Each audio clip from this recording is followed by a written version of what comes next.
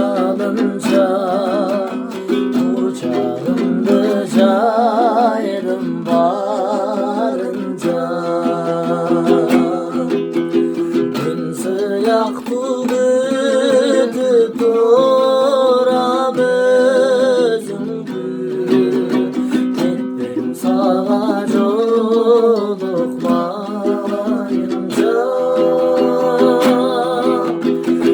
Kollarından alıp saykırcı dolu, gittim sağa jolukmayınca.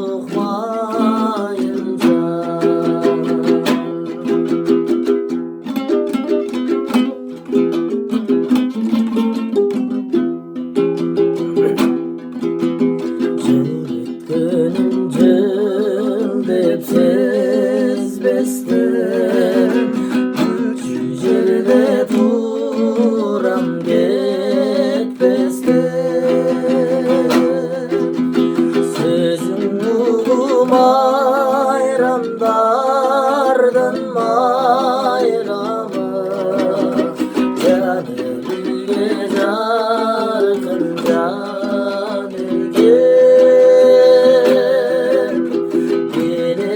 Gelecekler temgisi tavışmak, bu ömürdün gütbüs gelene bize.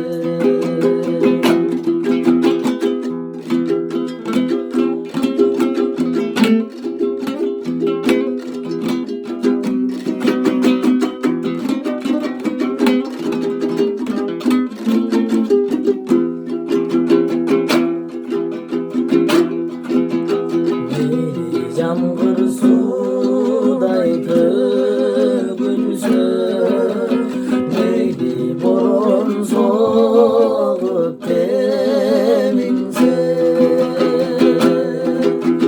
Gözlerinden okmuş okmuş